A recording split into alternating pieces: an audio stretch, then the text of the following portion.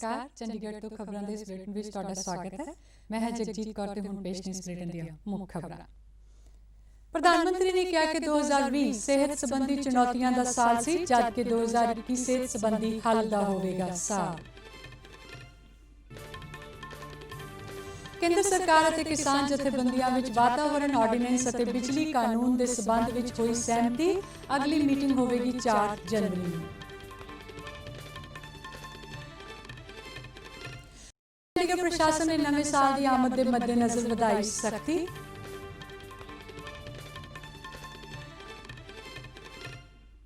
ते हुण खबरां विस्तार नाल। प्रधानमंत्री नरेंद्र मोदी ने कहा कि देश विच कोरोना बीमारी के मामले घट रहे हैं और कोरोना का टीका लगाउण दीआं तैयारियां भी शुरू हो गईयां ने। अज वीडियो कॉन्फ्रेंसिंग राही राजकोट विच एम्स का नींह पत्थर रखण तो बाद संबोधन करदिआं प्रधानमंत्री ने बीमारी तो बचण लई सावधानियां वरतण ते जोर दिता। राजकोट गुजरात के हेल्थ नेटवर्क को और सशक्त करेगा, मजबूत करेगा। अब गंभीर से गंभीर बीमारियों के लिए राजकोट में ही आधुनिक सुविधा उपलब्ध हो रही है। इलाज और शिक्षा के अलावा इससे रोजगार के भी अनेक अवसर तैयार होंगे। नए अस्पताल में काम करने वाले लगभग 5000 सीधे रोजगार उपलब्ध होंगे। इसके साथ साथ रहन सहन, खाने पीने, ट्रांसपोर्ट, दूसरी मेडिकल सुविधाओं से जुड़े अनेक अप्रत्यक्ष रोजगार भी यहां बनेंगे। नरेंद्र मोदी ने कहा कि जे साल 2020 सेहत के मामलों में चुनौतियों का सामना करने वाला साल रहा है, तो 2021 सेहत संबंधी हल लभण वाला साल बनेगा। उन्होंने कहा कि सरकार सेहत खेतर में इस ढंग नाल काम कर रही है कि बीमारियों तो बचा जा सके और इलाज दीआं आधुनिक सहूलतां मुहैया करवा के सेहत संबंधी वधिया सहूलतां दित्तियां जा सकण।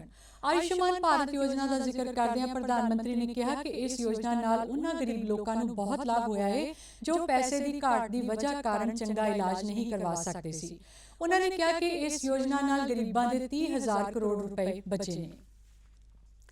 केंद्र सरकार ते किसान संगठनां विच 6वें पड़ाव की गलबात दौरान वातावरण संबंधी ऑर्डीनेंस और बिजली कानून ते सहमति हो गई है। किसान जथेबंदियां ते सरकार विच अगले दौर की गलबात 4 जनवरी ਨੂੰ होवेगी, जिस दौरान बाकी रहंदे मामलों ते भी गलबात होने की उम्मीद है। कल शाम ਨੂੰ होई मीटिंग दौरान केंद्रीय मंत्री नरेंद्र सिंह तोमर, पीयूष गोयल और सोम प्रकाश ने किसान संगठनां के नुमाइंदियां नाल गलबात की सी। मीटिंग तो बाद खेती मंत्री नरेंद्र सिंह तोमर ने गलबात चंगे माहौल विच कही, चंगे नतीजे होने की भी गल कही। तोमर ने किसान नेतावां नूं भरोसा दिता कि सरकार उन्हां दीआं समस्यावां दे हल लई वचनबद्ध है ਅਤੇ समस्यावां दे चंगे हल लई दोवां पक्षां नूं कदम अगे ਵਧਾਉਣ ਦੀ ਲੋੜ है। उन्होंने कहा कि 4 मुद्दों विचों 2 ते सहमति बन गई है। तोमर ने दस्सिया कि पहला मुद्दा वातावरण नाल संबंधित ऑर्डीनेंस ਅਤੇ दूजा बिजली कानून दी नाल संबंधित है। खेती मंत्री ने कहा कि सरकार लगातार कह रही है कि घट्टो घट समर्थन मुल जारी रहेगा और सरकार इस संबंध विच लिखती रूप विच भी देण लई तैयार है। उन्होंने कहा कि किसान जथेबंदियां अजिहा महसूस करदियां ने कि घट्टो घट समर्थन मुल नूं कानूनी दर्जा मिलना चाहिए है। इसलिए गलबात जारी रहेगी और घट्टो घट समर्थन मुल बारे और खेती कानूनों के संबंध विच 4 जनवरी ਨੂੰ होने वाली मीटिंग विच गलबात होवेगी। उन्होंने कहा कि दिल्ली विच कड़ाके की ठंड ਨੂੰ देखते हुए किसान नेतावां ਨੂੰ बुजुर्गां ਅਤੇ ਬੱਚਿਆਂ ਨੂੰ घर वापस भेजण लई अपील की गई है। दिल्ली ਦੀਆਂ ਹੱਦਾਂ ਤੇ ਵੱਖ-ਵੱਖ ਥਾਵਾਂ ਤੇ ਧਰਨਾ ਦੇ ਰਹੇ ਕਿਸਾਨਾਂ ਨੂੰ ਆਪਣਾ ਅੰਦੋਲਨ ਖਤਮ ਕਰਨ ਦੀ ਅਪੀਲ ਕੀਤੀ ਜਾ ਰਹੀ ਹੈ। ਪੰਜਾਬ ਦੇ ਹਾਈ ਕੋਰਟ ਦੇ ਰਜਿਸਟਰਡ ਰਿਟਾਇਰਡ ਜੱਜ ਅਤੇ ਲੇਖਕ ਸੋਮਨਾਥ ਅਗਰਵਾਲ ਨੇ ਅੰਦੋਲਨਕਾਰੀ ਕਿਸਾਨਾਂ ਨੂੰ ਪ੍ਰਦਰਸ਼ਨ ਖਤਮ ਕਰਨ ਦੀ ਅਪੀਲ ਕਰਦਿਆਂ ਕਿਹਾ ਕਿ ਕੇਂਦਰ ਸਰਕਾਰ ਨੇ ਕਿਸਾਨਾਂ ਦੀਆਂ ਸ਼ੁਰੂ ਦੀਆਂ 2 ਮੰਗਾਂ ਨੂੰ ਮੰਨ ਲਿਆ ਹੈ, ਇਸ ਲਈ ਉਹਨਾਂ ਨੂੰ ਆਪਣਾ ਅੰਦੋਲਨ ਛੱਡ ਦੇਣਾ ਚਾਹੀਦਾ ਹੈ। ਡੀਡੀ ਨਿਊਜ਼ ਨਾਲ ਗੱਲਬਾਤ ਕਰਦਿਆਂ ਉਹਨਾਂ ਨੇ ਕਿਹਾ ਕਿ ਗੱਲਬਾਤ ਨਾਲ ਹੀ ਮਸਲੇ ਦਾ ਹੱਲ ਕੱਢਿਆ ਜਾ ਸਕਦਾ ਹੈ। मेरी अपील उन्होंने नाल यही है कि जो क्योंकि सरकार ने MSP मान ली है और ये भी मान लिया है कि मंडियां चालू रहनगियां, जिस नाल किसान भरा अपने आड़तियां कोले जाके अपनी फसलां बेच सकते हैं। इसलिए किसान भरावां की एजीटेशन बंद होनी चाहिए है। एजीटेशन इस करके बंद हो जानी चाहिए है। एक तो मतलब जी हुण इन्होंने होर डिमांड रखती भी 3 सरकारी बिल जो बने हैं उन्होंने ਵਾਪਸ ਲਿੱਤਾ ਜਾਵੇ। ਪਰ ਕਿਸਾਨ ਭਰਾਵਾਂ ਨੂੰ ਇਹ ਪਤਾ ਹੋਣਾ ਚਾਹੀਦਾ ਕਿ ਦੇਸ਼ ਦੇ ਬਾਕੀ ਹਿੱਸਿਆਂ ਦੇ ਲੋਕ ਇਹ ਕਹਿੰਦੇ ਹਨ ਕਿ ਤਿੰਨੇ ਕਾਨੂੰਨਾਂ ਤੋਂ ਬਹੁਤ ਫਾਇਦਾ ਮਿਲ ਰਿਹਾ ਹੈ। ਕਿਸਾਨ ਭਰਾ ਪੰਜਾਬ ਹਰਿਆਣੇ ਦਾ ਕਦੇ ਖੁਦਗਰਜ਼ ਨਹੀਂ ਹੋ ਸਕਦਾ। ਸਾਰੀਆਂ ਪੋਲੀਟੀਕਲ ਪਾਰਟੀਆਂ ਜੋ ਹੈ ਉਹ ਜੋ ਸਿਰਫ ਬੀਜੇਪੀ ਨੂੰ ਛੱਡ ਕੇ ਬਾਕੀ ਸਾਰੀਆਂ ਇਸ ਵਿੱਚ ਕੁੱਦ ਪਈਆਂ ਹਨ ਅਤੇ ਭੋਲੇ ਭਾਲੇ ਕਿਸਾਨ ਭਰਾਵਾਂ ਨੂੰ ਗੁੰਮਰਾਹ ਕਰ ਰਹੇ ਹਨ ਅਤੇ ਐਜੀਟੇਸ਼ਨ ਖਤਮ ਨਾ ਕਰਨ ਦੀ ਅਪੀਲ ਕਰ ਰਹੇ ਹਨ। ਜਦੋਂ ਕਿ ਕਿਸਾਨ ਭਰਾ ਸਾਡੇ ਬਹੁਤ ਸਿਆਣੇ ਸਮਝਦਾਰ ਹਨ, ਆਪਣੇ ਆਪ ਉਹ ਆਪਣਾ ਫੈਸਲਾ ਲੈਣਗੇ। ਜਿਹੜੀ ਪਾਰਟੀ ਗਲਤ ਆ ਕੇ ਫੈਸਲਾ ਕਰ ਦਿੰਦੀ ਹੈ ਤਾਂ ਕਿਸਾਨ ਭਰਾ ਉਹਨਾਂ ਨੂੰ ਕਹਿ ਦਿੰਦੇ ਹਨ ਕਿ ਭਾਈ ਇਹ ਇਹਨਾਂ ਦੇ ਆਪਣੇ ਵਿਚਾਰ ਹੈ, ਸਾਡੇ ਵਿਚਾਰ ਨਹੀਂ ਹਨ। ਮੈਂ ਉਹਨਾਂ ਨੂੰ ਇਹੀ ਸਮਝਾਉਣਾ ਚਾਹੁੰਦਾ ਕਿ ਉਹਨਾਂ ਦੀਆਂ ਮੇਨ ਮੰਗਾਂ ਸਿਰਫ ਇਹ ਸੀ ਕਿ ਸਾਡੀ MSP ਜਿਹੜੀ ਹੈ ਮਿਨੀਮਮ ਪ੍ਰਾਈਸ ਜਿਹਦੇ ਉੱਤੇ ਮਿਲਦਾ ਤਕਰੀਬਨ ਹਰ ਸਾਲ ਹੁੰਦਾ ਹੈ, ਵੀ ਉਹ ਸਾਡੀ ਕਾਇਮ ਰੱਖੀ ਜਾਵੇ। ਸਾਡਾ ਮੰਡੀਆਂ ਵਿੱਚ ਅਨਾਜ ਵੇਚਣ ਦਾ ਸਾਡਾ ਅਧਿਕਾਰ ਕਾਇਮ ਰੱਖਿਆ ਜਾਵੇ। ਇਹ ਦੋਨੇ ਮੰਗਾਂ ਜ਼ਿਕਰਯੋਗ ਹੈ ਕਿ ਕਿਸਾਨਾਂ ਵੱਲੋਂ ਕੀਤੇ ਜਾ ਰਹੇ ਅੰਦੋਲਨ ਕਾਰਨ ਦਿੱਲੀ ਅਤੇ ਨੇੜੇ-ਤੇੜੇ ਦੇ ਇਲਾਕੇ ਦੇ ਲੋਕਾਂ ਨੂੰ ਕਈ ਮੁਸ਼ਕਿਲਾਂ ਦਾ ਸਾਹਮਣਾ ਕਰਨਾ ਪੈ ਰਿਹਾ ਹੈ। ਅੱਜ 10ਵੀਂ ਅਤੇ 12ਵੀਂ ਜਮਾਤਾਂ ਲਈ CBSE ਬੋਰਡ ਪ੍ਰੀਖਿਆ 2021 ਦੀਆਂ ਤਰੀਕਾਂ ਦਾ ਐਲਾਨ ਕੀਤਾ ਜਾਵੇਗਾ। ਪ੍ਰੀਖਿਆ ਦੀ ਡੇਟ ਸ਼ੀਟ ਸੰਬੰਧੀ ਕੇਂਦਰੀ ਸਿੱਖਿਆ ਮੰਤਰੀ ਰਮੇਸ਼ ਪੋਖਰਿਆਲ ਨਿਸ਼ੰਕ ਅੱਜ ਐਲਾਨ ਕਰਨਗੇ। ਮੰਤਰੀ ਨੇ ਕਿਹਾ ਕਿ ਵਿਦਿਆਰਥੀਆਂ, ਅਧਿਆਪਕਾਂ ਅਤੇ ਵਿਦਿਆਰਥੀਆਂ ਦੇ ਘਰ ਵਾਲਿਆਂ ਦੇ ਸੁਝਾਵਾਂ ਨੂੰ ਧਿਆਨ ਵਿੱਚ ਰੱਖ ਕੇ ਇਮਤਿਹਾਨ ਕਰਾਉਣ ਦੀ ਤਿਆਰੀ ਕੀਤੀ ਜਾ ਰਹੀ ਹੈ। बाद हमारा चलता है लगातार। उसके बाद जो उनके सुझाव मिले हैं और जो हमको भविष्य में क्या परिस्थितियां हैं ये करके अभी हम नए वर्ष की पूर्व संध्या पर हम इसको बता रहे हैं। वो तिथियों को भी सुनिश्चित करेंगे और उनकी जो भ्रम की स्थिति बनी हुई है उसको भी खत्म कर देंगे। कोशिश करेंगे कि उनको आगे की तिथियां घोषित कर सकें कि जब वो परीक्षाओं को देना है। उन्होंने कहा कि CBSE बोर्ड 10वीं ਅਤੇ 12ਵੀਂ ਦੇ ਬੋਰਡ ਇਮਤਿਹਾਨਾਂ ਲਈ ਸਾਰੀਆਂ ਜ਼ਰੂਰੀ ਤਿਆਰੀਆਂ ਵਿੱਚ ਰੁੱਝਿਆ ਹੋਇਆ ਹੈ। ਹਰਿਆਣਾ ਦੇ ਮੁੱਖ ਮੰਤਰੀ ਮਨੋਹਰ ਲਾਲ ਨੇ ਪੰਚਕੂਲਾ ਵਿੱਚ ਬਣਨ ਵਾਲੇ ਰਾਜ ਪੱਧਰੀ ਅਜਾਇਬ ਘਰ ਨੂੰ ਸੈਰ ਸਪਾਟੇ ਦੀ ਦ੍ਰਿਸ਼ਟੀ ਤੋਂ ਵਿਕਸਿਤ ਕਰਨ ਦੀ ਹਿਦਾਇਤ ਕੀਤੀ ਹੈ। ਮੁੱਖ ਮੰਤਰੀ ਨੇ ਚੰਡੀਗੜ੍ਹ ਵਿੱਚ ਹੋਈ ਇੱਕ ਮੀਟਿੰਗ ਦੌਰਾਨ ਸਬੰਧਤ ਅਧਿਕਾਰੀਆਂ ਨੇ ਅਜਾਇਬ ਘਰ ਦੀ ਇਮਾਰਤ ਬਾਰੇ ਵਿਸਥਾਰ ਨਾਲ ਜਾਣਕਾਰੀ ਦਿੱਤੀ। ਪੌਣੇ 2 ਏਕੜ ਤੋਂ ਵੱਧ ਜ਼ਮੀਨ ਤੇ ਬਣਨ ਵਾਲੇ ਇਸ ਭਵਨ ਤੇ ਲਗਭਗ 60 ਕਰੋੜ ਰੁਪਇਆ ਖਰਚ ਹੋਵੇਗਾ। ਮੀਟਿੰਗ ਦੌਰਾਨ ਦੱਸਿਆ ਗਿਆ ਕਿ ਇਸ ਅਜਾਇਬ ਘਰ ਵਿੱਚ ਨਾ ਕੇਵਲ ਇਤਿਹਾਸਿਕ ਜਾਣਕਾਰੀ ਮੁਹੱਈਆ ਕਰਵਾਈ ਜਾਵੇਗੀ, ਸਗੋਂ ਇਹ ਖੋਜ ਕਰਨ ਵਾਲੇ ਵਿਦਿਆਰਥੀਆਂ ਲਈ ਵੀ ਲਾਹੇਵੰਦ ਹੋਵੇਗਾ। ਇਸ ਇਮਾਰਤ ਵਿੱਚ ਲਾਇਬ੍ਰੇਰੀ ਅਤੇ ਖੋਜ ਪ੍ਰਯੋਗਸ਼ਾਲਾ ਵੀ ਕਾਇਮ ਕੀਤੀ ਜਾਵੇਗੀ। ਇਸ ਇਮਾਰਤ ਵਿੱਚ ਸਿੰਧੂ ਘਾਟੀ ਅਤੇ ਹੜੱਪਾ ਸੱਭਿਆਚਾਰ ਦੇ ਸਰੂਪ ਦੀ ਜਾਣਕਾਰੀ ਮੁਹੱਈਆ ਕਰਾਉਣ ਦੀ ਕੋਸ਼ਿਸ਼ ਕੀਤੀ ਜਾਵੇਗੀ। ਇਸ ਅਜਾਇਬ ਘਰ ਵਿੱਚ ਇੱਕ ਲਾਇਬ੍ਰੇਰੀ ਅਤੇ ਸਟਰੋਂਗ ਰੂਮ ਵੀ ਬਣਾਇਆ ਜਾਵੇਗਾ। ਮੀਟਿੰਗ ਦੌਰਾਨ ਮੁੱਖ ਮੰਤਰੀ ਨੇ ਕਿਹਾ ਕਿ ਇਸ ਅਜਾਇਬ ਘਰ ਵਿੱਚ ਆਉਣ ਵਾਲੇ ਦਰਸ਼ਕਾਂ ਨੂੰ ਜ਼ਰੂਰੀ ਸਹੂਲਤਾਂ ਮੁਹੱਈਆ ਕਰਾਉਣ ਦਾ ਪ੍ਰਬੰਧ ਹੋਣਾ ਚਾਹੀਦਾ ਹੈ। ਉਹਨਾਂ ਨੇ ਇਮਾਰਤ ਵਿੱਚ ਇੱਕ ਓਪਨ ਗਾਰਡਨ ਅਤੇ ਵੱਖ-ਵੱਖ ਤਰ੍ਹਾਂ ਦੇ ਫੁੱਲਾਂ ਵਾਲੇ ਪੌਦੇ ਲਗਾਉਣ ਦੀ ਵੀ ਹਿਦਾਇਤ ਕੀਤੀ। ਦੇਸ਼ ਵਿੱਚ ਪਿਛਲੇ 24 ਘੰਟਿਆਂ ਦੌਰਾਨ ਕੋਵਿਡ ਦੀ ਬਿਮਾਰੀ ਤੋਂ ਪ੍ਰਭਾਵਿਤ 21,821 ਨਵੇਂ ਮਾਮਲੇ ਸਾਹਮਣੇ ਆਏ ਨੇ। ਹੁਣ ਤੱਕ ਦੇਸ਼ ਭਰ ਵਿੱਚ ਇਸ ਬਿਮਾਰੀ ਤੋਂ 1,02,66,674 ਲੋਕ ਪ੍ਰਭਾਵਿਤ ਹੋਏ ਨੇ। ਕੇਂਦਰੀ ਸਿਹਤ ਮੰਤਰਾਲੇ ਨੇ ਜਾਣਕਾਰੀ ਦਿੱਤੀ ਕਿ ਪਿਛਲੇ 24 ਘੰਟਿਆਂ ਦੌਰਾਨ ਕੋਵਿਡ-19 ਦੀ ਬਿਮਾਰੀ ਕਾਰਨ 299 ਲੋਕਾਂ ਦੀ ਮੌਤ ਹੋ ਗਈ ਹੈ, ਜਿਸ ਨਾਲ ਇਸ ਮਹਾਮਾਰੀ ਨਾਲ ਮਰਨ ਵਾਲੇ ਵਿਅਕਤੀਆਂ ਦੀ ਗਿਣਤੀ 48,738 ਹੋ ਗਈ ਹੈ। ਇਸ ਵੇਲੇ ਦੇਸ਼ ਵਿੱਚ ਇਸ ਬਿਮਾਰੀ ਦੇ 52,656 ਐਕਟਿਵ ਮਾਮਲੇ ਨੇ। ਕੱਲ 26,139 ਮਰੀਜ਼ ਇਸ ਬਿਮਾਰੀ ਤੋਂ ਰਾਜ਼ੀ ਹੋਏ ਨੇ, ਜਿਸ ਨਾਲ ਹੁਣ ਤੱਕ ਇਸ ਬਿਮਾਰੀ ਨੂੰ ਮਾਤ ਦੇਣ ਵਾਲੇ ਲੋਕਾਂ ਦੀ ਗਿਣਤੀ 98,60,280 ਹੋ ਗਈ ਹੈ। ਦੇਸ਼ ਵਿੱਚ ਕੋਵਿਡ ਦੀ ਬਿਮਾਰੀ ਤੋਂ ਰਾਜ਼ੀ ਹੋਣ ਵਾਲੇ ਮਰੀਜ਼ਾਂ ਦੀ ਦਰ 96.04% ਹੋ ਗਈ ਹੈ। ਚੰਡੀਗੜ੍ਹ ਵਿੱਚ ਕੱਲ 60 ਨਵੇਂ ਕੋਰੋਨਾ ਵਾਇਰਸ ਦੇ ਮਾਮਲੇ ਸਾਹਮਣੇ ਆਏ ਨੇ। ਸਿਹਤ ਵਿਭਾਗ ਵੱਲੋਂ ਪਿਛਲੇ 24 ਘੰਟਿਆਂ ਦੌਰਾਨ ਕੋਰੋਨਾ ਦੀ ਜਾਂਚ ਲਈ 1,323 ਟੈਸਟ ਕੀਤੇ ਗਏ, ਜਿਨ੍ਹਾਂ ਵਿੱਚੋਂ 60 ਮਾਮਲਿਆਂ ਵਿੱਚ ਕੋਰੋਨਾ ਹੋਣ ਦੀ ਪੁਸ਼ਟੀ ਪਾਈ ਗਈ ਹੈ ਅਤੇ ਸ਼ਹਿਰ ਵਿੱਚ ਐਕਟਿਵ ਮਾਮਲਿਆਂ ਦੀ ਸੰਖਿਆ 399 ਹੋ ਗਈ ਹੈ। ਚੰਡੀਗੜ੍ਹ ਵਿੱਚ 316 ਕੋਰੋਨਾ ਪੀੜਤਾਂ ਦੀ ਮੌਤ ਵੀ ਹੋ ਚੁੱਕੀ ਹੈ ਅਤੇ ਹੁਣ ਤੱਕ ਕੁੱਲ 18,967 ਕੋਰੋਨਾ ਪੀੜਤ ਸਿਹਤਯਾਬ ਹੋ ਚੁੱਕੇ ਨੇ। ਪ੍ਰਸ਼ਾਸਨ ਅਤੇ ਸਿਹਤ ਵਿਭਾਗ ਕੋਰੋਨਾ ਦੀ ਰੋਕਥਾਮ ਲਈ ਪੂਰੀ ਤਰ੍ਹਾਂ ਚੌਕਸ ਹੈ। ਮੋਬਾਈਲ ਟੈਸਟਿੰਗ ਵੈਨ ਟੀਮਾਂ ਵੱਲੋਂ ਮੁਫਤ ਕੋਰੋਨਾ ਜਾਂਚ ਦਾ ਕੰਮ ਕੀਤਾ ਜਾ ਰਿਹਾ ਹੈ। ਨਵੇਂ ਮਿਲ ਰਹੇ ਕੋਰੋਨਾ ਪੋਜ਼ਿਟਿਵ ਮਾਮਲਿਆਂ ਨੂੰ ਧਿਆਨ ਵਿੱਚ ਰੱਖਦਿਆਂ ਉਨ੍ਹਾਂ ਦੇ ਸੰਪਰਕ ਵਿੱਚ ਆਏ ਲੋਕਾਂ ਦੀ ਪਹਿਚਾਣ ਕਰਕੇ ਟੈਸਟਿੰਗ ਕੀਤੀ ਜਾ ਰਹੀ ਹੈ। ਸ਼ਹਿਰ ਵਿੱਚ 4 ਨਵੇਂ ਕੰਟੇਨਮੈਂਟ ਜ਼ੋਨ ਬਣਾਏ ਗਏ ਨੇ। ਸੈਕਟਰ 22, 34, 41 ਅਤੇ 50 ਦੇ ਕੁਝ ਘਰਾਂ ਨੂੰ ਕੰਟੇਨਮੈਂਟ ਜ਼ੋਨ ਐਲਾਨਿਆ ਗਿਆ ਹੈ। ਇਸ ਤੋਂ ਇਲਾਵਾ ਬ੍ਰਿਟੇਨ ਵਿੱਚ ਕੋਰੋਨਾ ਵਾਇਰਸ ਦੇ ਮਿਲੇ ਨਵੇਂ ਸਟ੍ਰੇਨ ਨੂੰ ਲੈ ਕੇ ਚੰਡੀਗੜ੍ਹ ਪ੍ਰਸ਼ਾਸਨ ਪੂਰੀ ਤਰ੍ਹਾਂ ਗੰਭੀਰ ਹੈ। ਬ੍ਰਿਟੇਨ ਤੋਂ ਆਏ 95 ਯਾਤਰੀ ਨਿਗਰਾਨੀ ਅਧੀਨ ਨੇ। 35 ਯਾਤਰੀ 9 ਤੋਂ 23 ਦਸੰਬਰ ਵਿੱਚ ਸ਼ਹਿਰ ਵਿੱਚ ਆਏ ਸਨ, ਜਿਨ੍ਹਾਂ ਵਿੱਚੋਂ ਇੱਕ ਵਾਪਸ USA ਚਲਾ ਗਿਆ ਹੈ ਅਤੇ 34 ਦੇ RT-PCR ਟੈਸਟ ਕੀਤੇ ਗਏ ਨੇ, ਜਿਨ੍ਹਾਂ ਦੀ ਰਿਪੋਰਟ ਨੈਗੇਟਿਵ ਆਈ ਹੈ। ਚੰਡੀਗੜ੍ਹ ਪ੍ਰਸ਼ਾਸਨ ਨੇ ਨਵੇਂ ਸਾਲ ਦੀ ਆਮਦ ਦੇ ਮੱਦੇਨਜ਼ਰ ਆਪਣੇ ਸਾਰੇ ਸਮਾਗਮਾਂ ਸੰਬੰਧੀ ਸਖਤੀ ਵਧਾਉਂਦਿਆਂ ਹੁੱਕਾ ਤੇ ਪਾਬੰਦੀ ਲਗਾ ਦਿੱਤੀ ਹੈ। ਡਿਪਟੀ ਕਮਿਸ਼ਨਰ ਮਨਦੀਪ ਸਿੰਘ ਬਰਾੜ ਨੇ ਹੁਕਮ ਜਾਰੀ ਕਰਦਿਆਂ ਕਿਹਾ ਕਿ ਜੇਕਰ ਕਿਸੇ ਹੋਟਲ, ਰੈਸਟੋਰੈਂਟ ਅਤੇ ਪਬ ਵਿੱਚ ਹੁੱਕਾ ਪਿਲਾਇਆ ਗਿਆ ਤਾਂ ਉਸ ਥਾਂ ਤੇ 3 ਦਿਨਾਂ ਲਈ ਤਾਲਾ ਲਗਾ ਦਿੱਤਾ ਜਾਵੇਗਾ। ਪ੍ਰਸ਼ਾਸਨ ਵੱਲੋਂ ਧਾਰਾ 104 ਹੁੱਕੇ ਤੇ ਰੋਕ ਲਗਾਈ ਗਈ ਹੈ ਅਤੇ ਹੁਕਮਾਂ ਦੀ ਪਾਲਣਾ ਨਾ ਕਰਨ ਵਾਲਿਆਂ ਤੇ ਕਾਨੂੰਨੀ ਕਾਰਵਾਈ ਦੀ ਚੇਤਾਵਨੀ ਵੀ ਦਿੱਤੀ ਗਈ ਹੈ। यूटी प्रशासन ਵੱਲੋਂ ਜਾਰੀ ਇਹ ਹੁਕਮ 30 ਦਸੰਬਰ ਤੋਂ ਅਗਲੇ ਆਦੇਸ਼ਾਂ ਤੱਕ ਜਾਰੀ ਰਹਿਣਗੇ। ਚੰਡੀਗੜ੍ਹ ਪੁਲਿਸ ਵੱਲੋਂ ਨਵੇਂ ਸਾਲ ਦੇ ਜਸ਼ਨਾਂ ਕਾਰਨ ਹੁੱਲੜਬਾਜ਼ੀ ਨੂੰ ਰੋਕਣ ਤੇ ਮੱਦੇਨਜ਼ਰ ਪੂਰੀ ਸਖਤੀ ਵਰਤੀ ਜਾ ਰਹੀ ਹੈ। ਸੈਕਟਰ 7, 8, 9, 10, 11 ਅਤੇ 22 ਦੀਆਂ ਅੰਦਰੂਨੀ ਮਾਰਕੀਟਾਂ, ਸੈਕਟਰ 22 ਅਰੋਮਾ ਲਾਈਟ ਵਾਲੀ ਸੜਕ ਅਤੇ ਇਲਾਂਤੇ ਮਾਲ ਆਦਿ ਥਾਵਾਂ ਤੇ ਨਾਕੇ ਲਗਾਏ ਜਾ ਰਹੇ ਨੇ। ਇਸ ਤੋਂ ਇਲਾਵਾ ਇਹਨਾਂ ਖੇਤਰਾਂ ਨੂੰ ਵਹੀਕਲ ਫ੍ਰੀ ਜ਼ੋਨ ਰੱਖਣ ਦਾ ਵੀ ਫੈਸਲਾ ਕੀਤਾ ਗਿਆ ਹੈ। ਐਸਐਸਪੀ ਕੁਲਦੀਪ ਚਹਿਲ ਨੇ ਡੀਡੀ ਨਿਊਜ਼ ਚੰਡੀਗੜ੍ਹ ਨਾਲ ਗੱਲਬਾਤ ਦੌਰਾਨ ਨਵੇਂ ਸਾਲ ਦੀ ਆਮਦ ਤੇ ਚੰਡੀਗੜ੍ਹ ਪੁਲਿਸ ਵੱਲੋਂ ਕੀਤੇ ਪ੍ਰਬੰਧਾਂ ਦੀ ਜਾਣਕਾਰੀ ਦਿੰਦਿਆਂ ਆਉਣ ਵਾਲੇ साल की बधाई दी।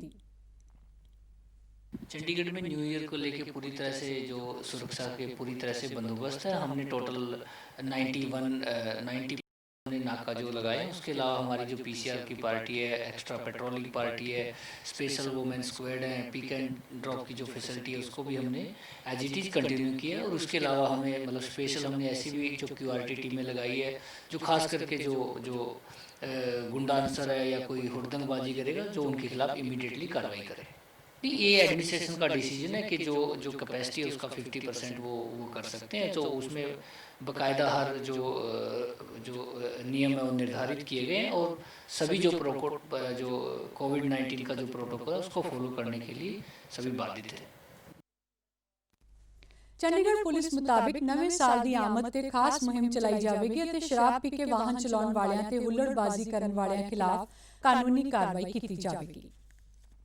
ਕੋਵਿਡ-19 ਬਿਮਾਰੀ ਕਾਰਨ ਲਾਕਡਾਊਨ ਤੋਂ ਬਾਅਦ ਰੇਹੜੀ ਫੜੀ ਛੋਟੇ ਦੁਕਾਨਦਾਰਾਂ ਨੂੰ ਆਪਣਾ ਕੰਮ ਸ਼ੁਰੂ ਕਰਨ ਲਈ ਕੇਂਦਰ ਸਰਕਾਰ ਵੱਲੋਂ ਸ਼ੁਰੂ ਕੀਤੀ ਪ੍ਰਧਾਨ ਮੰਤਰੀ ਸਵਨਿਧੀ ਯੋਜਨਾ ਮਦਦਗਾਰ ਸਿੱਧ ਹੋ ਰਹੀ ਹੈ। ਪ੍ਰਧਾਨ ਮੰਤਰੀ ਸਵਨਿਧੀ ਯੋਜਨਾ ਤਹਿਤ ਸੜਕ ਕਿਨਾਰੇ ਕੰਮ ਕਰਨ ਵਾਲੇ ਲੋਕਾਂ ਨੂੰ 10,000 ਰੁਪਏ ਦਾ ਕਰਜ਼ਾ ਆਸਾਨ ਕਿਸ਼ਤਾਂ ਤੇ ਦਿੱਤਾ ਜਾਂਦਾ ਹੈ। ਸਰਕਾਰ ਨੇ ਇਸ ਯੋਜਨਾ ਤਹਿਤ 2022 ਤੱਕ 50 ਲੱਖ ਤੋਂ ਵੱਧ ਰੇਹੜੀ ਫੜੀ ਵਾਲਿਆਂ ਨੂੰ ਕਰਜ਼ਾ ਮੁਹੱਈਆ ਕਰਵਾਉਣ ਦਾ ਟੀਚਾ ਮਿਥਿਆ ਹੈ। ਚੰਡੀਗੜ੍ਹ ਵਿੱਚ ਵੀ ਇਸ ਸਕੀਮ ਤਹਿਤ ਛੋਟੇ ਦੁਕਾਨਦਾਰਾਂ ਨੂੰ ਲਾਭ ਹੋ ਰਿਹਾ ਹੈ। ਲਾਭਪਾਤਰੀਆਂ ਨੇ ਡੀਡੀ ਨਿਊਜ਼ ਚੰਡੀਗੜ੍ਹ ਨਾਲ ਇਸ ਸਕੀਮ ਨੂੰ ਲਾਹੇਵੰਦ ਦੱਸਦਿਆਂ ਕੇਂਦਰ ਸਰਕਾਰ ਦਾ ਧੰਨਵਾਦ ਕੀਤਾ।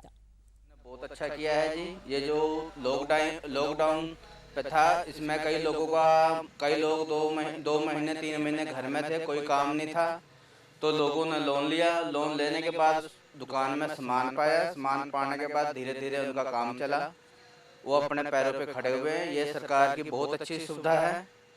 सरकार आगे से आगे अच्छी से अच्छी सुविधा देती रहे।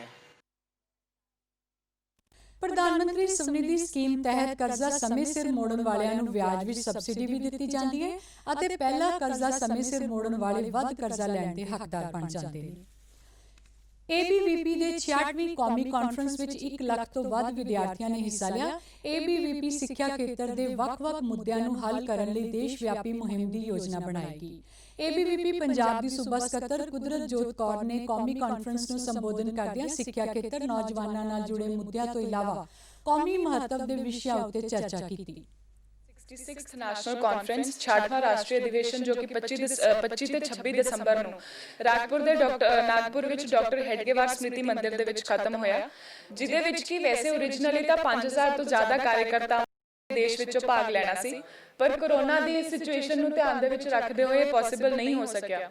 ਤਾਂ ਕਰਕੇ ਇਸ ਦੀ ਸੰਖਿਆ ਜਿਹੜੀ ਹੈ ਉਹ ਘਟਾ ਕੇ ਸਿਰਫ 80 ਕਰ ਦਿੱਤੀ ਗਈ। ਪੂਰੇ ਦੇਸ਼ ਵਿੱਚੋਂ ਸਿਰਫ 80 ਲੋਕ ਉੱਥੇ ਫਿਜ਼ੀਕਲੀ ਪ੍ਰੈਜ਼ੈਂਟ ਹੋ ਕੇ ਉਹਨਾਂ ਨੇ ਅਟੈਂਡ ਕੀਤਾ, ਲੇਕਿਨ ਉਸ ਦੇ ਨਾਲ ਹੀ ਇਸ ਅਧਿਵੇਸ਼ਨ ਦੀ ਜਿਹੜੀ ਲਾਈਵ ਸਕਰੀਨਿੰਗ ਹੈ ਉਹ 2907 ਥਾਵਾਂ ਤੇ 2907 ਪਲੇਸਿਸ ਤੇ ਪੂਰੇ ਦੇਸ਼ ਦੇ ਵਿੱਚ ਕੀਤੀ ਗਈ ਅਤੇ ਜਿਸ ਦੇ ਮਾਧਿਅਮ ਰਾਹੀਂ 1,02,072 ਕਾਰਜਕਰਤਾਵਾਂ ਨੇ ਇਸ ਅਧਿਵੇਸ਼ਨ ਨੂੰ ਲਾਈਵ ਦੇਖਿਆ।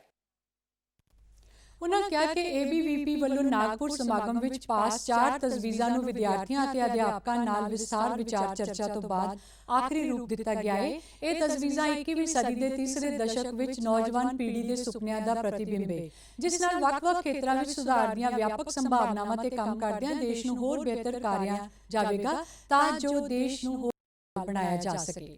ਉਨ੍ਹਾਂ ਕਿਹਾ ਕਿ ਅਸੀਂ ਇਹਨਾਂ ਤਜਵੀਜ਼ਾਂ ਰਾਹੀਂ ਚੁੱਕੇ ਗਏ ਮੁੱਦਿਆਂ ਉੱਤੇ ਗੰਭੀਰਤਾ ਨਾਲ ਕੰਮ ਕਰਾਂਗੇ। ABVP ਦੀ 66ਵੀਂ ਨੈਸ਼ਨਲ ਕਾਨਫਰੰਸ ਵਿੱਚ 1 ਲੱਖ ਤੋਂ ਵੱਧ ਪਿੰਡਾਂ, ਕਸਬਿਆਂ, ਮੈਟਰੋ ਸ਼ਹਿਰਾਂ ਦੇ ਅਧਿਆਪਕਾਂ ਅਤੇ ਵਿਦਿਆਰਥੀਆਂ ਨੇ 2907 ਥਾਵਾਂ ਤੋਂ ਆਨਲਾਈਨ ਇਸ ਸੈਸ਼ਨ ਦੌਰਾਨ ਹਿੱਸਾ ਲਿਆ। ਉੱਤਰ ਪੱਛਮੀ ਭਾਰਤ ਦੇ ਸਾਰੇ ਸੂਬਿਆਂ ਵਿੱਚ ਕੜਾਕੇ ਦੀ ਠੰਡ ਦਾ ਕਹਿਰ ਜਾਰੀ ਹੈ। ਜੰਮੂ ਕਸ਼ਮੀਰ ਅਤੇ ਹਿਮਾਚਲ ਪ੍ਰਦੇਸ਼ ਦੇ ਪਹਾੜੀ ਇਲਾਕਿਆਂ ਵਿੱਚ ਬਰਫ਼ਬਾਰੀ ਕਾਰਨ ਆਮ ਜੀਵਨ ਤੇ ਅਸਰ ਪੈ ਰਿਹਾ ਹੈ, ਜਦਕਿ ਮੈਦਾਨੀ ਇਲਾਕਿਆਂ ਵਿੱਚ ਸੰਘਣੀ ਧੁੰਦ ਕਾਰਨ ਆਮ ਜੀਵਨ ਪ੍ਰਭਾਵਿਤ ਹੋਇਆ ਹੈ। ਅੱਜ ਸਵੇਰੇ ਵੀ ਪੰਜਾਬ, ਹਰਿਆਣਾ ਦੇ ਬਹੁਤੇ ਇਲਾਕਿਆਂ ਅਤੇ ਚੰਡੀਗੜ੍ਹ ਵਿੱਚ ਸੰਘਣੀ ਧੁੰਦ ਛਾਈ ਰਹੀ। ਦੁਪਹਿਰ ਤੱਕ ਬਹੁਤੀਆਂ ਥਾਵਾਂ ਤੇ ਸੂਰਜ ਦਿਖਾਈ ਨਹੀਂ ਦਿੱਤਾ। ਘੱਟੋ-ਘੱਟ ਤਾਪਮਾਨ ਆਮ ਨਾਲੋਂ ਹੇਠਾਂ ਚੱਲ ਰਿਹਾ ਹੈ। ਠੰਡੀਆਂ ਬਰਫ਼ਾਨੀ ਹਵਾਵਾਂ ਕਾਰਨ ਦਿਨ ਵਿੱਚ ਵੀ ਠੰਡ ਮਹਿਸੂਸ ਕੀਤੀ ਜਾ ਰਹੀ ਹੈ। ਅੰਮ੍ਰਿਤਸਰ 1.8 ਡਿਗਰੀ ਸੈਲਸੀਅਸ ਨਾਲ ਸਭ ਤੋਂ ਠੰਡਾ ਰਿਹਾ। ਹਰਿਆਣਾ ਵਿੱਚ ਨਾਰਨੌਲ 2.8 ਡਿਗਰੀ ਸੈਲਸੀਅਸ ਨਾਲ ਸਭ ਤੋਂ ਠੰਡਾ ਸ਼ਹਿਰ ਰਿਹਾ। ਚੰਡੀਗੜ੍ਹ ਵਿੱਚ ਰਾਤ ਦਾ ਤਾਪਮਾਨ 4.6 ਡਿਗਰੀ ਦਰਜ ਕੀਤਾ ਗਿਆ। ਮੌਸਮ ਮਹਿਕਮੇ ਦਾ ਕਹਿਣਾ ਹੈ ਕਿ ਆਉਣ ਵਾਲੇ ਕੁਝ ਦਿਨਾਂ ਤੱਕ ਠੰਡ ਦਾ ਕਹਿਰ ਜਾਰੀ ਰਹੇਗਾ। ਧੁੰਦ ਪੈਣ ਦੇ ਵੀ ਆਸਾਰ ਨੇ। ਸਰਕਾਰ ਵੱਲੋਂ ਵਾਹਨ ਚਾਲਕਾਂ ਨੂੰ ਧੁੰਦ ਕਾਰਨ ਦੇਖਣ ਦੀ ਸਮਰੱਥਾ ਘੱਟ ਹੋਣ ਦੇ ਚੱਲਦਿਆਂ ਵਧੇਰੇ ਸਾਵਧਾਨੀ ਵਰਤਣ ਦੀ ਅਪੀਲ ਕੀਤੀ ਗਈ ਹੈ ਅਤੇ ਫੌਗ ਲਾਈਟਾਂ ਔਨ ਕਰਨ ਲਈ ਵੀ ਕਿਹਾ ਗਿਆ ਹੈ। ਬਾਗਬਾਨੀ ਅਤੇ ਖੇਤ ਵਿਭਾਗ ਨੇ ਕਿਸਾਨਾਂ ਨੂੰ ਸਬਜ਼ੀਆਂ ਫਸਲਾਂ ਨੂੰ ਕੋਰੇ ਤੋਂ ਬਚਾਉਣ ਲਈ ਚੇਤਾਵਨੀ ਵੀ ਜਾਰੀ ਕੀਤੀ ਹੈ। ਤੇ ਹੁਣ ਖਬਰਾਂ ਫਟਾਫਟ। ਕੋਵਿਡ-19 ਦਾ ਖਤਰਾ ਅਜੇ ਟਲਿਆ ਨਹੀਂ, ਇਸ ਲਈ ਸਭ ਨੂੰ ਬੇਨਤੀ ਹੈ ਕਿ ਬਾਹਰ ਜਾਣ ਵੇਲੇ ਮਾਸਕ ਜ਼ਰੂਰ ਪਾ ਕੇ ਰੱਖੋ, ਜ਼ਰੂਰੀ ਸਮਾਜਿਕ ਦੂਰੀ ਬਣਾ ਕੇ ਰੱਖੋ ਅਤੇ ਆਪਣੇ ਹੱਥ ਬਾਰ-ਬਾਰ ਸਾਬਣ ਨਾਲ ਧੋਵੋ ਜਾਂ ਸੈਨੀਟਾਈਜ਼ਰ ਦੀ ਵਰਤੋਂ ਕਰੋ। ਮਹਾਮਾਰੀ ਕੋਵਿਡ-19 ਜਿਸ ਦਾ ਕਹਿਰ ਸਮੁੱਚੀ ਮਾਨਵ ਜਾਤੀ ਆਪਣੇ ਕਲਾਵੇ ਵਿੱਚ ਲੈ ਚੁੱਕਿਆ ਹੈ ਅਤੇ ਟੀਕਾ ਜਾਂ ਦਵਾਈ ਉਪਲਬਧ ਹੋਣ ਤੱਕ ਕੋਰੋਨਾ ਮਹਾਮਾਰੀ ਖਿਲਾਫ ਮਨੁੱਖਤਾ ਦੀ ਜੰਗ ਜਾਰੀ ਹੈ। ਅਜਿਹੇ ਸਮੇਂ ਸਭ ਤੋਂ ਜ਼ਰੂਰੀ ਹੈ ਸਾਵਧਾਨੀ ਅਤੇ ਬਚਾਅ। ਫੇਸ ਮਾਸਕ ਕੋਰੋਨਾ ਤੋਂ ਰੋਕਥਾਮ ਦਾ ਸਭ ਤੋਂ ਪ੍ਰਭਾਵਸ਼ਾਲੀ ਤਰੀਕਾ ਸਾਬਤ ਹੋਇਆ ਹੈ। ਵਿਸ਼ਵ ਸਿਹਤ ਸੰਗਠਨ ਅਤੇ ਮਾਹਰਾਂ ਦੀ ਖੋਜ ਦਾ ਵੀ ਇਹੋ ਨਤੀਜਾ ਹੈ ਕਿ ਮਾਸਕ ਨਾਲ ਮੂੰਹ ਅਤੇ ਨੱਕ ਨੂੰ ਚੰਗੀ ਤਰ੍ਹਾਂ ਢੱਕ ਕੇ ਕੋਰੋਨਾ ਲਾਗ ਨੂੰ ਘੱਟ ਕੀਤਾ ਜਾ ਸਕਦਾ ਹੈ। बिना मास्क या फेस कवर के घर से बाहर निकलने की अभी कल्पना करना भी सही नहीं है। ये जितना खुद उस व्यक्ति के लिए खतरनाक है उतना ही उसके आसपास के लोगों के लिए भी।